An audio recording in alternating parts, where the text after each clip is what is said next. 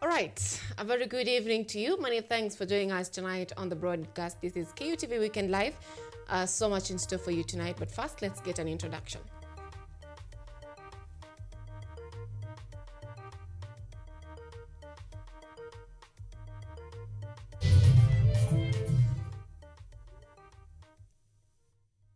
This is Weekend Live with Anyango, Sylvia.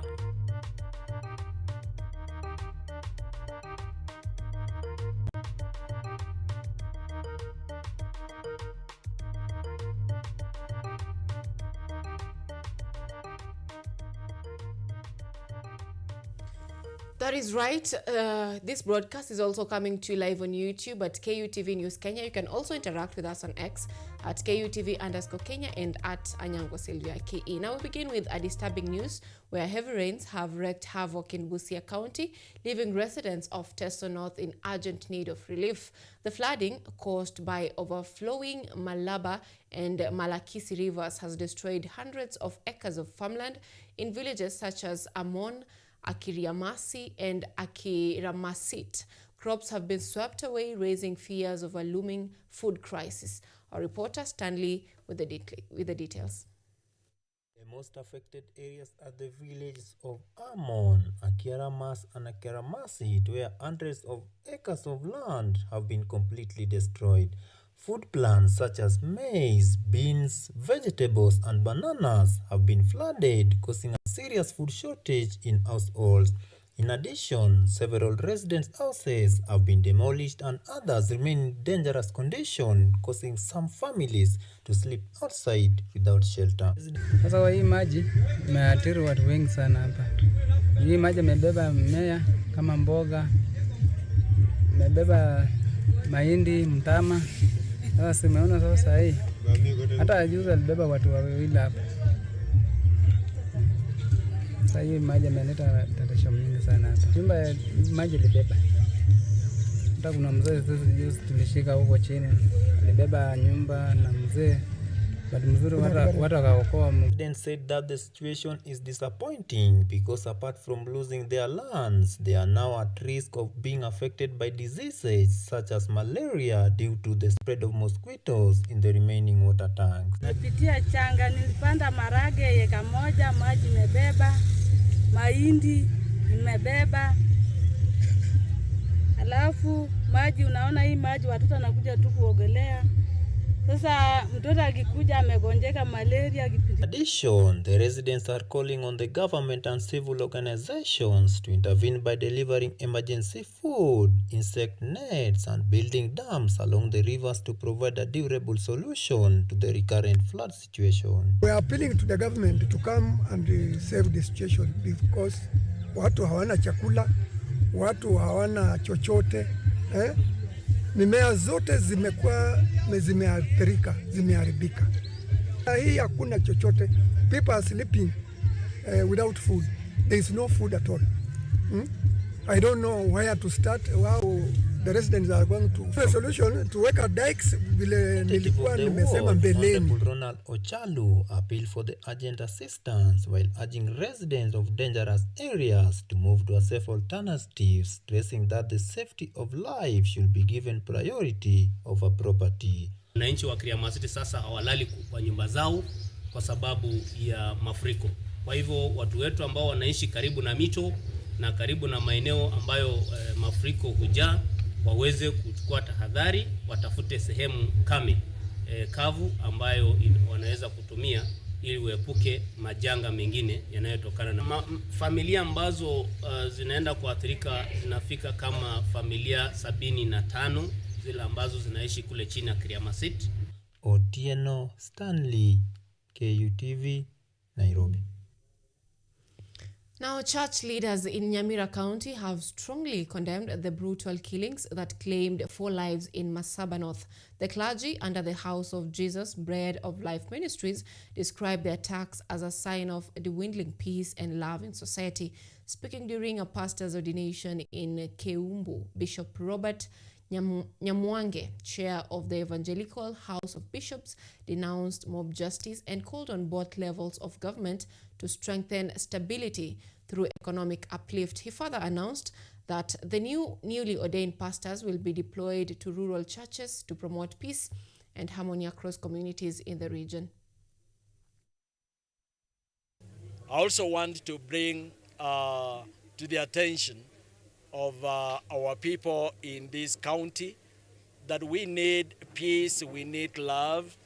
Something that happened yesterday, the arson thing, that the family members were tortured in their houses, that thing is not good.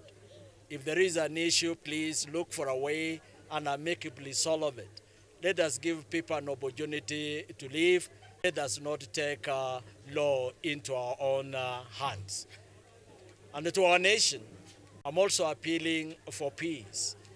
The economy can be improved, our GDP can be improved when we have a peaceful environment.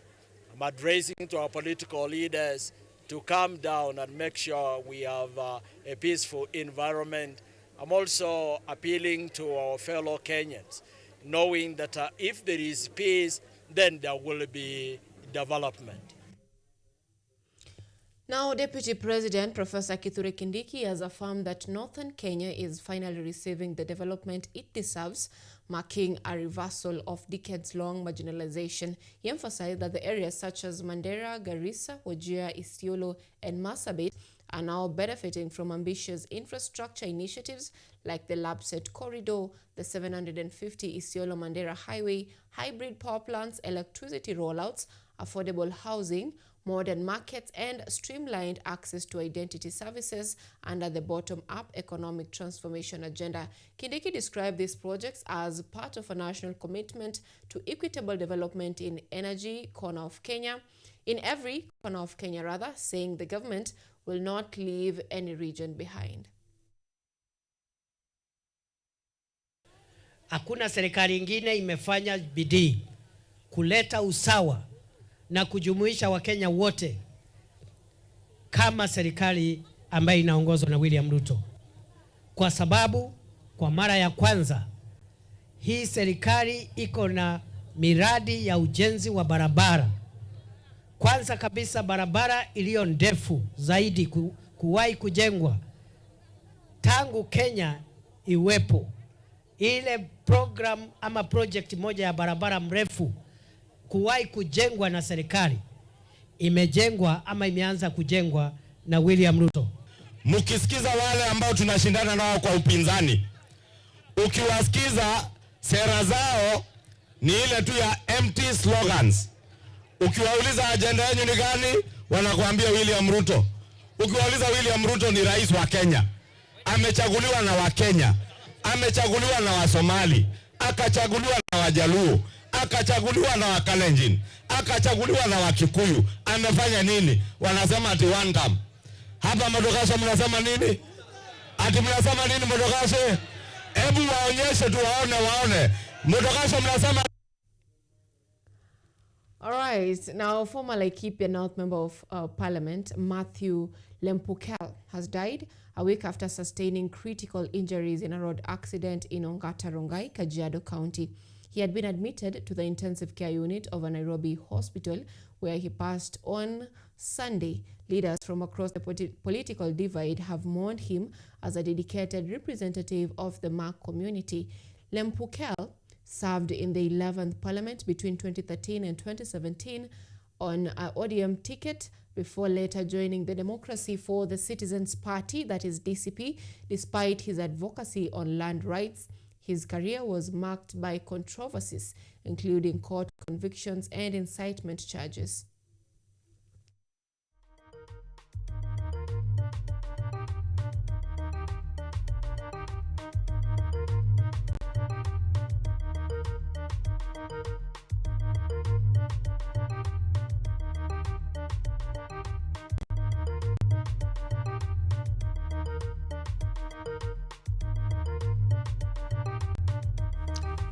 And a diplomatic row is brewing over President William Ruto's nomination of Judy Kiaria Nkumiri as Kenya's Consul General to Goma in the Democratic Republic of Congo.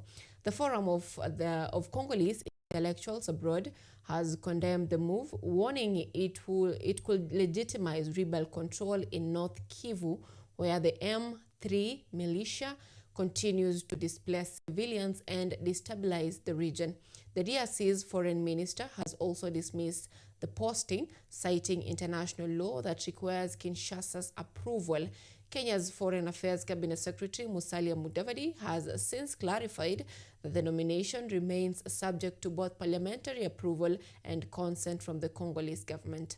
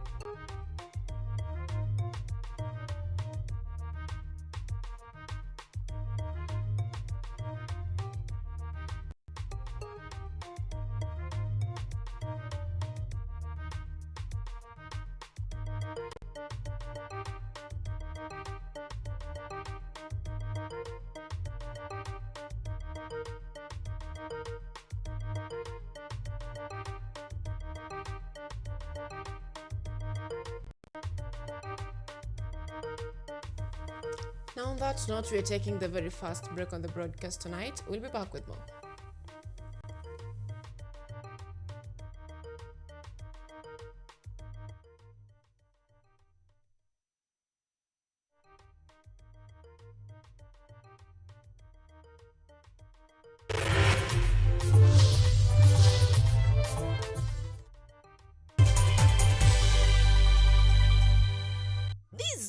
North Coast Beach Hotel has exciting holiday offers just for you. Whether you are planning an August family break or a magical Christmas getaway, for the August family offer, make memories with your loved ones at only 11,543 Kenya shillings per person, sharing for a 2-night stay on half board. There's free family entertainment, fun indoor games, and lots of activities for children. Plus, get a 10% discount on all extra services during your stay. For the December Christmas holiday, celebrate your festive season in paradise. Book before 31st October to enjoy our exclusive Christmas deal. Stay 3 nights between 23rd December and 2nd January 2026 at only 34,628 Kenya shillings per person, sharing on half board. And for our flexible payment plan, take advantage of our Lipa Mdogo Mdogo plan and pay in easy installments. Call us today to book on 0722-209-458 or 0733-409-430 or email info@northcoastbeachhotel.com. North Coast Beach Hotel, a home paradise.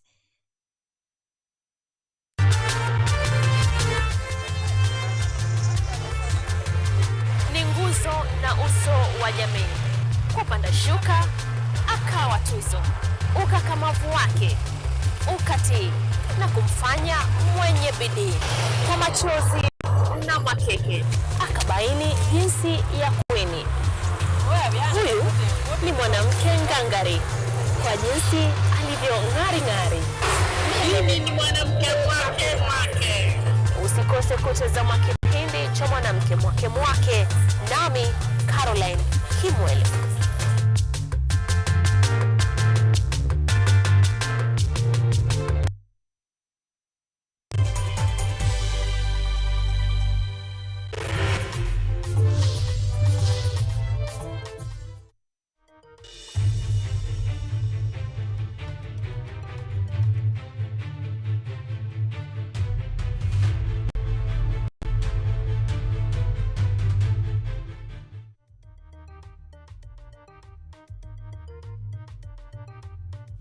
Welcome back. Now in agribusiness tonight, rice farmers have called for the formation of a National Rice Council, which will be mandated to provide informed recommendations to the government on rice policies, challenges facing farmers, and advice on rice imports.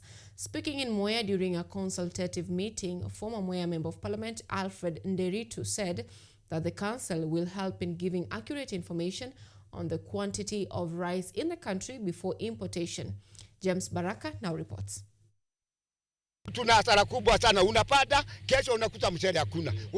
Following the recent Kerugoya High Court orders allowing government to import 250,000 metric tons of duty-free rice imports in the country,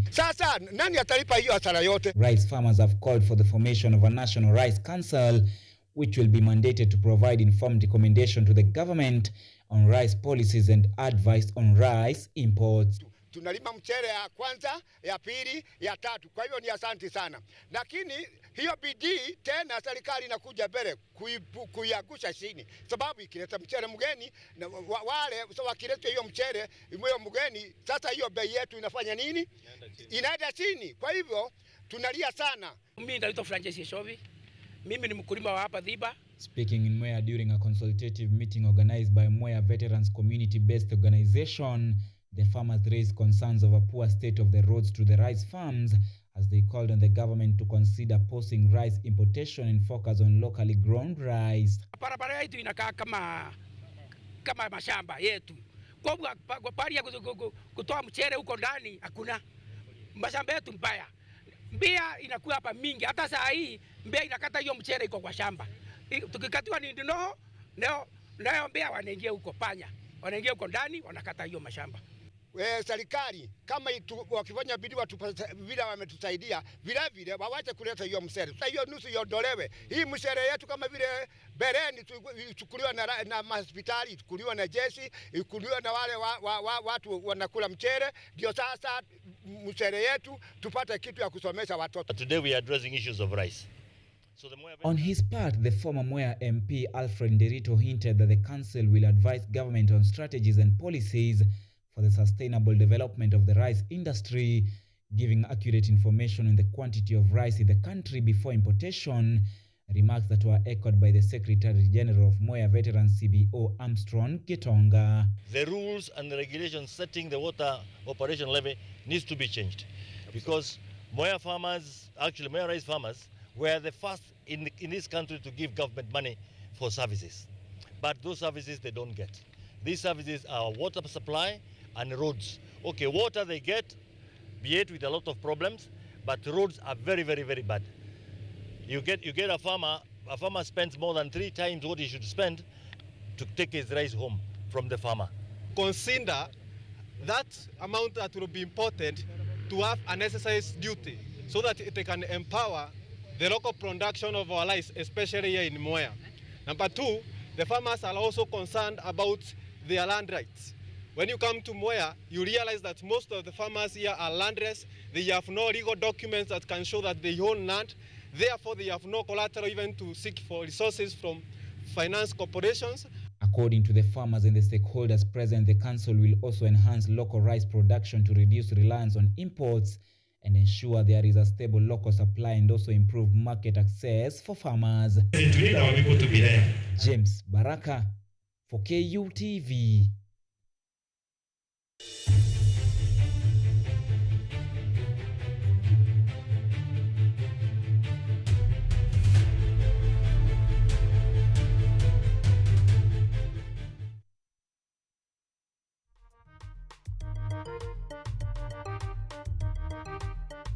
Now, in a special feature tonight, we take you to Thika to meet Elizabeth Nyambura, a former lecturer who lost everything in the pandemic, only to find her true calling in one of the most male-dominated fields imaginable.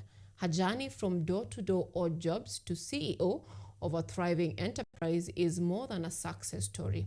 It's a critical case study in the changing face of the Kenyan economy and the untapped potential of its women. Take a look. In the heart of Kenya's economy, a quiet revolution is underway. There are single mothers, entrepreneurs, and pioneers Faced with immense pressure, they're not just breaking barriers, they're rebuilding the very foundations of their lives and communities, one haircut, one business at a time. Hiyo siku nilifikiria tu nijinyonge, niage dunia, niondoke mashida. Sasa ona kama ningejinyonga ama niage dunia, singekuwa hapa siku ya leo, singekuwa nasema jinsi ninavyosema na mahali nimefika. In the bustling streets of Thika, Kiambu County, the hum of clippers tells a quiet but powerful story. Here, Elizabeth Nyambura, once a beauty therapy lecturer, now runs her own thriving barbershop, defying tradition and reshaping her future. Nyambura's story begins where many ended, in the pandemic-induced despair. A former beauty therapy lecturer, she was one of thousands of women who faced catastrophic job losses. Wakati ule wa corona nilikuwa na kinyozi tamba, nilikuwa naweka mashine zangu kwa bag, vitu zote za kunywa, vitu zote za manicure, vitu zote za massage naweka kwa bag, nabeba kwa mgongo, naenda kwa streets, napata wenye wako kwa streets na connect mashine yangu na wanyoa, naenda house to house, nanyoa boys na men, kila mahali nikiitwa nilikuwa naenda. According to the Kenya National Bureau of Statistics, the women accounted for nearly 60% of job losses in the formal sector during the peak of the COVID-19 pandemic. Haikuwa kazi rahisi sababu nilikuwa na shida ya mgongo, sababu kila siku nimebeba bag imejaa machines. Saa zingine unaenda kwa mtu anakuambia nitakutumia pesa jioni, hakutumii pesa, inabidi ulale njaa pamoja na watoto wako. So ikakuwa ni wakati mgumu sana. A study by the World Bank estimates there are over 4.5 million single parent households in Kenya, the vast majority led by women. Na kipindi maisha ilikuwa imekaa ngumu sana, mpaka nikaiona ni kama nitaiaga dunia, lakini nikikumbuka na ningetegemea na maono yangu yapo baadaye, nikaji-encourage, na ndio maana nimesimama siku ya leo. She is not an anomaly. Nyambura is a data point in a growing trend of women assimilating into trades previously considered exclusively male domains. The Kenya National Bureau of Statistics reports a 22% increase in women participating in skill, craft, and trade work over the last 5 years. Sectors like barbering, masonry, electrical work, and carpentry are seeing a slow but steady influx of female participants. Usione kama kazi hii yetu tu ni ya wanaume, pia wewe unaweza join. Ni kazi inayokupa maisha mazuri, maisha bora. Kwa hivyo usione eti kunyoa ni kazi ya wanaume ama kufanya kazi ile nyingine ni ya wanaume ama mwanamke. Kazi ni kazi, unavyoifanya ndivyo inaleta difference. So amka, changamka na ujenge maisha yako. Experts note that what we are witnessing is a fundamental shift driven by necessity and empowerment. Financial independence is a powerful motivator. Leo nimeweza kuajiri wasichana wawili wanaulisha familia zao. Pia mimi na familia yangu na wanangu wawili naweza kulipa high school fees, naweza kulipa college fees. Naishi maisha bora, si kama yale maisha niliishi wakati wa COVID. Nikikuja hapa sikuwa najua maneno mingi sana. Amenisaidia kuhandle client. Kama mambo zingine sikuwa najua za facial, amenisaidia kumassage, kuongea na client vizuri. Na pia kwa maisha yangu nikimwambia maybe niko na shida, ananisaidia, ananisikiza. Tuseme tu ni rafiki mzuri. Ni kazi naipenda kwa ajili inanisaidia, inafanya nitimize mahitaji yangu ya kinyumbani, inanilipia nyumba, inanipea chakula, inanipea nafasi ya kulipia mtoto wangu shule. Na kuna vitu mingi nilikuja hapa kama sijui. Hata kwa kinyozi kuna vitu sikuwa najua kama head massage, na amenifunza. Kwa hivyo siku moja natamani pia mimi nifungue kazi yangu na niajili watu. Ametuajili sisi Juu ni kazi mzuri na ni kazi iko na pesa. These women are challenging deep-seated cultural norms and proving that skill, not gender, defines capability. Dharau hii kazi na wasidharau kazi ya mikono na wasione ati kuna kazi ya mwanaume na kuna kazi ya mwanamke. Hapana. Kazi ni kazi na kazi za mikono sana saa hii ziko sawa na ni kazi hata wewe mwenyewe unaweza enda ufungue yako ujiajili. Especially kwa hii maisha yenyewe tunaishi, juu maisha ni gumu. Ukiwa na kazi yako ya mikono utasaidika sana. However, the path is fraught with challenges: access to capital, societal stigma, and a lack of networks. Lakini sige give up sababu nilikuwa na maono ya kwamba siku moja nitakuwa na kinyozi yangu, sitashinda nikienda kwa manyumba za watu, nikitembea, nikinyang'anya, nikiangaliwa vibaya, nikisemwa vibaya. Ilikuwa wakati mgumu but nili overcome. Their success stories shine bright, but they often illuminate the gaps between state promises and grassroots reality. There are people who banks and financial lenders cannot touch even with the longest pole that you can find. But they exist. They are not included in the financial system and they need support. While government initiatives like the Women Enterprise Fund, Uwezo Fund, and affirmative action policies allocating 30% of public procurement to women, youth, and persons with disability exists on paper, accessing them remains a hurdle. Mama tu apate kama ako na stock ya 5,000, apate mtu amsaidie na another 5,000. Hiyo jamii imeomoka. Hiyo jamii imesaidika. Watoto watasoma, familia itakula. Just 10,000 stock. Hiyo hata sijui hawa mama wako na miujiza. Mungu amewasaidia. They know how to multiply resources. Single woman insulted is an insult to all the women of Kenya. And it must not happen. This is the common chorus at the grassroots, that empowerment programs often fail to reach the women who need them most, those without collateral, those in rural areas, those without the literacy to navigate complex bureaucracy. For Elizabeth, the payoff is measured not just in shillings, but in security and legacy. Pia nimeweza kusave sababu na matumaini ya kufungua college ya kunyoa na college ya massage, in short ya beauty therapy. From a single shaving machine carried through the streets of doubt to a thriving enterprise built on sheer will, Elizabeth Nyambura's story is a testament to the resilience of the Kenyan spirit.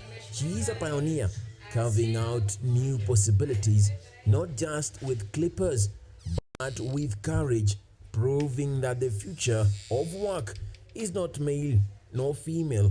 It is skilled, it is determined, and it is rising. Sasa kila mtu akinitaka haniiti kwake, anakuja kwa ofisi yangu. Emmanuel Kutosi, KUTV.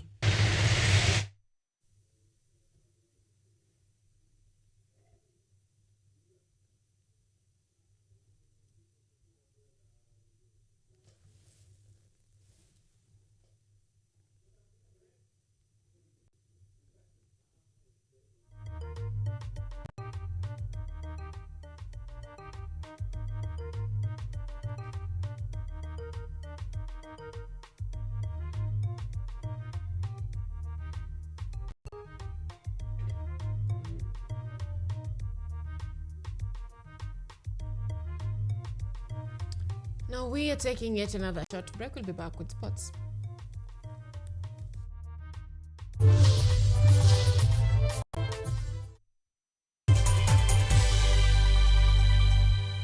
This year, North Coast Beach Hotel has exciting holiday offers Christmas just for you. Whether you are planning an August family break or a magical Christmas getaway, for the August family offer, make memories with your loved ones at only 11,543 Kenya shillings per person, sharing for a 2-night stay on half board.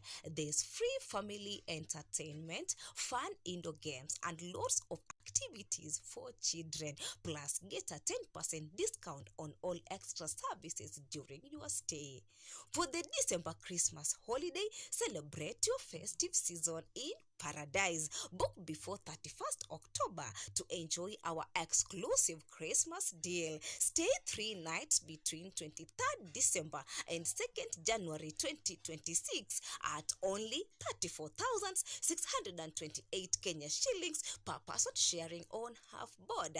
And for our flexible payment plan, take advantage of our Lipa Mdogo Mdogo plan and pay in easy installments. Call us today to book on 0722 209 458 or 0733 409 430 or email info@northcoastbeachhotel.com. North Coast Beach Hotel, a home paradise.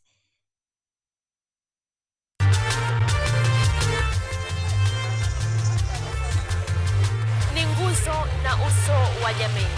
Kupanda shuka, kawa tuzo. Ukakamavu wake, ukatii, kumfanya mwenye bidii. Kwa machozi na makeke, akabaini jinsi ya kuwini. Huyu ni mwanamke ngangari, kwa jinsi alivyo ngari. Mimi ni mwanamke mwake. Usikose kutazama kipindi cha mwanamke mwake, nami Caroline Kimwele.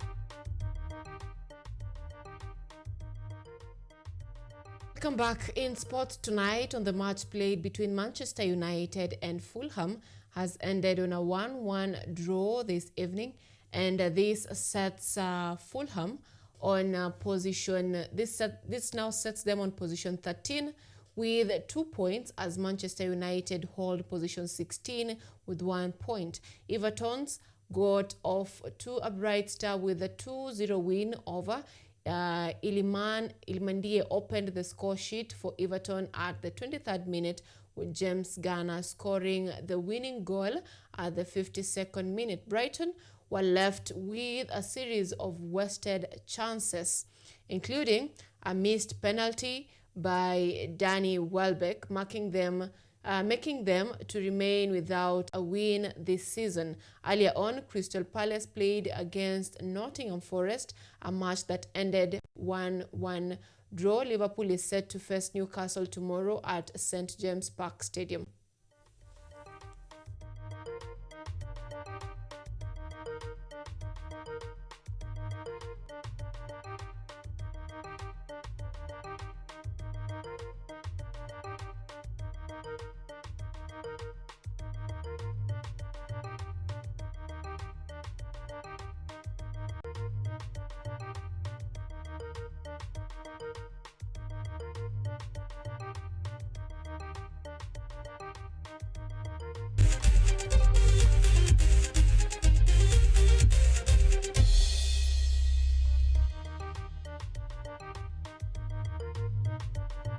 Now that brings us to the end of our broadcast tonight. Thank you so much for being part of us for the last 38 minutes or so.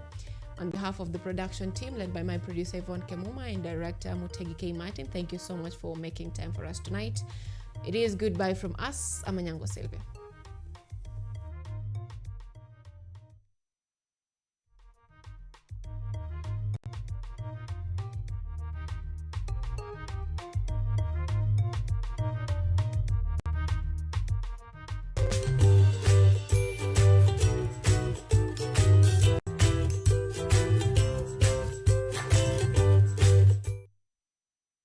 Are you an aspiring media